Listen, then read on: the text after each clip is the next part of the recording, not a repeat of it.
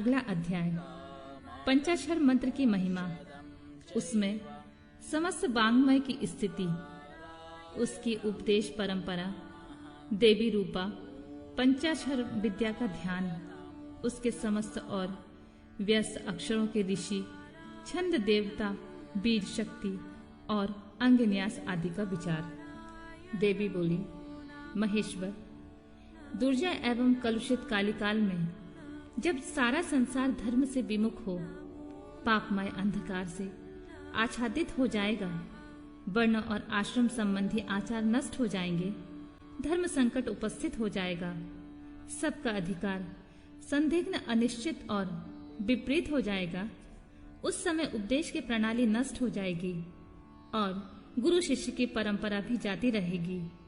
ऐसी परिस्थिति में आपके भक्त किस उपाय से मुक्त हो सकते हैं?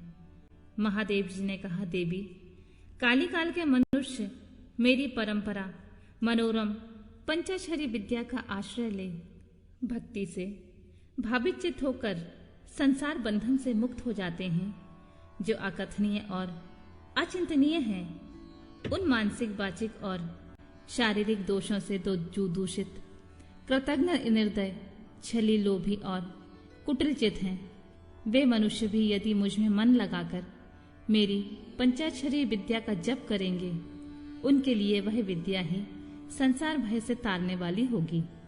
देवी, मैंने बारंबार प्रतिज्ञा पूर्वक यह बात कही है कि भूतल पर मेरा पतित हुआ भक्त भी इस पंचाक्षरी विद्या के द्वारा बंधन से मुक्त हो जाता है। देवी बोली, यदि मनुष्य पतित होकर सर्वथा कर्म करने की योग्य न रह जाए, तो उसके द्वारा किया गया कर्म नरक की ही प्राप्ति कराने वाला होता है।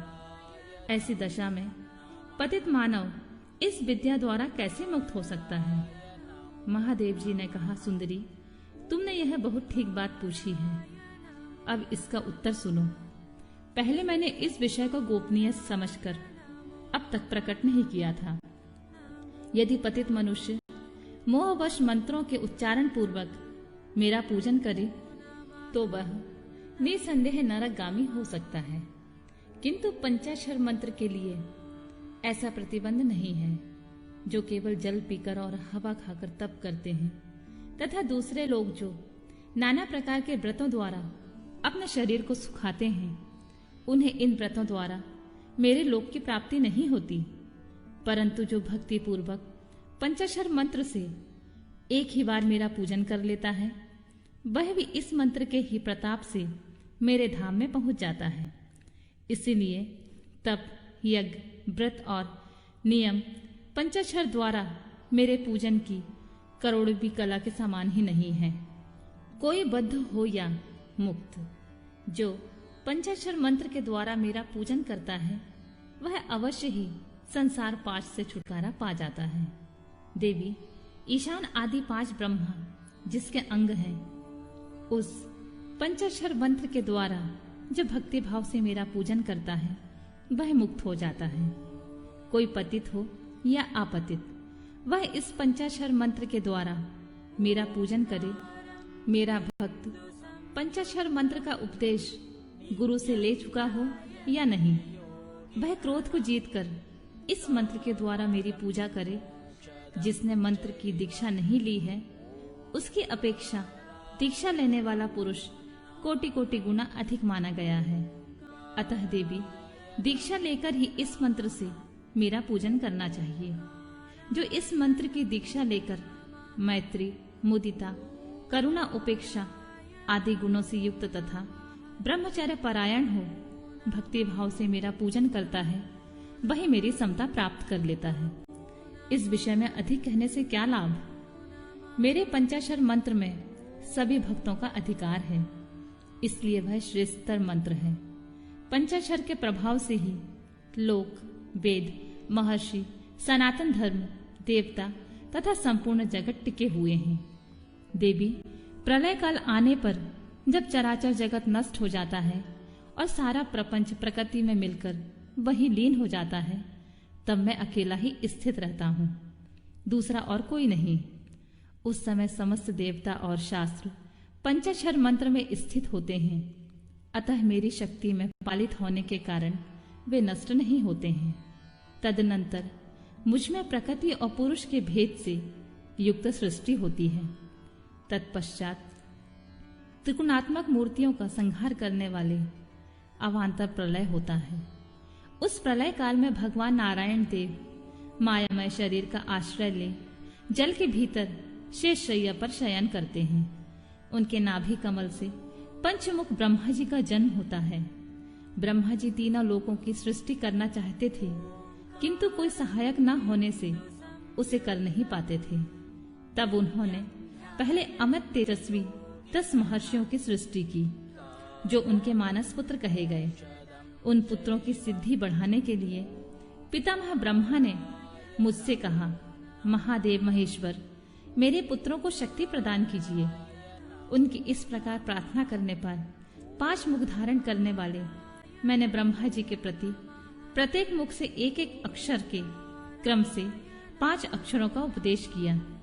लोक पितामह ब्रह्मा जी ने भी अपने 5 मुख द्वारा क्रमशः उन 5 अक्षरों को ग्रहण किया और वाच्यवाचक भाव से मुझ महेश्वर को जाना। मंत्र के प्रयोग को जानकर प्रजापति ने विधिवत उसे सिद्ध किया। तत्पश्चात उन्होंने अपने पुत्रों को यथावत रूप से उस मंत्र का और उसके अर्थ का भी उपदेश दिया। साक्षात लोक पितामह ब्रह्मा से उस मंत्र रत्न को पाकर मेरी आराधना की इच्छा रखने वाले उन मुनियों ने उनकी बताई हुई पद्धति से उस मंत्र का जप करते हुए मेरु के रमणीय शिखर पर मुज्जबान पर्वत के निकट 1 सहस्र दिव्य वर्षों तक तीव्र तपस्या की। जो लोक सृष्टि के लिए अत्यंत उत्सुक थे, इसीलिए वायु पीकर कठोर तपस्या में लग गए। जहां उनकी तपस्या चल रही थी, वही श्रीमान मुच्चवान पर्वत सदा ही मुझे प्रिय है और मेरे भक्तों ने निरंतर उसकी रक्षा की। उन ऋषियों की भक्ति देखकर मैंने तत्काल उन्हें प्रत्यक्ष दर्शन दिया और उन आर्य ऋषियों को पंचाक्षर मंत्र के ऋषि छंद, देवता, बीज, शक्ति, कीलक, षडंग न्यास, दिग्बंध और विनियोग, इन सब बातों का पूर्ण रूप से ज्ञान कराया। संसार की सृष्टि बढ़े, इसलिए मैंने उन्हें मंत्र की सारी विधियां बताई। तब वे उस मंत्र के महात्म से तपस्या में बहुत बढ़ गए और देवताओं, असुरों तथा मनुष्यों की सृष्टि की भली भांति विस्तार करने लगे। अब इस उत्तम विद्या पंचाक्षरी के स्वरूप का वर्णन किया जाता है। आदि में नमः पद का प्रयोग करना चाहिए, उसके बाद शिवाय पद का। यही वह पंचाक्षरी विद्या है जो समस्त श्रुतियों के शिरोमोर है तथा संपूर्ण शब्द समुदाय की सनातन बीज रूपनी है। यह विद्या पहले पहल मेरे मुख से निकली, इसलिए मेरे ही स्वरूप का प्रतिपादन करने वाली है। इसका एक देवी के रूप में ध्यान करना चाहिए।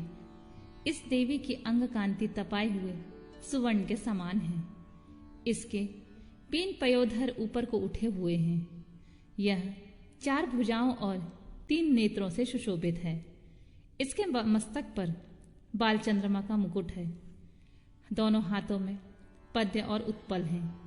अन्य दोनों हाथों में वरद और अभय की मुद्रा है। मुखाकृति सौम्य है।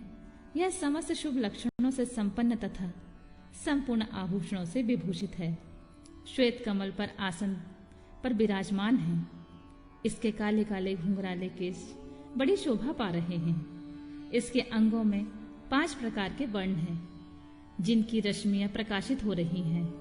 ये वर्ण हैं पीत, कृष्ण, ध्रूम, स्वर्णिम तथा रक्त। इन वर्णों का यदि पृथक पृथक प्रयोग हो तो इन्हें बिंदु और नाद से विभूषित करना चाहिए। बिंदु की आकृति अर्धचंद्र के समान है और नाद की आकृति दीप शिखा के समान। सुमुखी, यूं तो इस मंत्र के सभी अक्षर बीज रूप हैं, तथापि उनमें दूसरे अक्षर को इस मंत्र का बीज समझना चाहिए। दीर्घ स्वर पूर्वक जो चौथा वर्ण है उसे कीलक और 5वें वर्ण को शक्ति समझना चाहिए। इस मंत्र में वामदेव ऋषि हैं और पंक्ति छंद है वरानने। मैं शिव ही इस मंत्र का देवता हूँ। वरारोही गौतम, अत्रि, विश्वामित्र, अंगिरा और भरद्वाज ये नकारादि वर्णों के क्रमशः ऋषि माने गए हैं। गायत्री, अनुष्टुप, त्रिष्टुप, बृहति और विराट ये क्रमशः 5 अक्षरों के छंद हैं। इंद्र, रुद्र, विष्णु, ब्रह्मा और स्कंद ये क्रमशः उन अक्षरों के देवता हैं। वरानने मेरे पूर्व आदि 4 दिशाओं की तथा ऊपर के 5 मुख इन नकारादि अक्षरों के क्रमशः स्थान है। पंचाक्षर मंत्र का पहला अक्षर उदात्त है, दूसरा और चौथा भी उदात्त ही है, 5वां स्वरित है और तीसरा अक्षर अनुदात्त माना गया है। इस पंचाक्षर मंत्र की मूल विद्या शिव, शैव, सूत्र तथा पंचाक्षर माने जाते हैं। शैव शिव संबंधी बीज प्रणव मेरा विशाल हृदय है। नकार सिर कहा गया है, मकार शिखा है, कवच है, व नेत्र है और यकार अस्त्र है। इन वर्णों के अंत में अंगों के चतुर्थ पर्यंत रूप में क्रमशः नमः, स्वाहा, वषड, होम, वौषट और फट जोड़ने से अंगन्यास होता है। देवी थोड़े से भेद के साथ तुम्हारा भी मूल मंत्र है। उस पंचाक्षर मंत्र में जो 5वां वर्ण या है उसे 12वें स्वर से विभूषित किया जाता है, अर्थात नमः शिवाय के स्थान में नमः शिवाय कहने से यदि देवी का मूल मंत्र हो जाता है, अतः साधक को चाहिए कि वह इस मंत्र से मन, वाणी और शरीर के भेद से हम दोनों का पूजन, जप और होम आदि करें। मन आदि के भेद से यह पूजन 3 प्रकार का होता है, मानसिक, वाचिक और शारीरिक। देवी जिसकी जैसी समझ हो, जिसे जितना समय मिल सके, जिसकी जैसी बुद्धि, शक्ति, संपत्ति, उत्साह और योग्यता और प्रीति हो, उसके अनुसार वह शास्त्र विधि से जब कभी, जहां कहीं अथवा जिस किसी भी साधन द्वारा मेरी पूजा कर सकता है, उसकी की हुई वह पूजा उसे अवश्य मोक्ष की प्राप्ति करा देगी। सुंदरी, मुझ में मन लगाकर जो कुछ क्रम या व्यत्रक्रम से किया गया हो, वह कल्याणकारी तथा मुझे प्रिय होता है। तथापि जो मेरे भक्त हैं और कर्म करने में अत्यंत विवश नहीं हो गए हैं, उनके लिए सब शास्त्रों में मैंने ही नियम बनाया है। उस नियम का उन्हें पालन करना चाहिए। अब मैं पहले मंत्र की दीक्षा लेने का शुभ विधान बता रहा हूँ, जिसके बिना मंत्र जप निष्फल हो जाता है और जिसके होने से जप कर्म अवश्य सफल हो जाता है।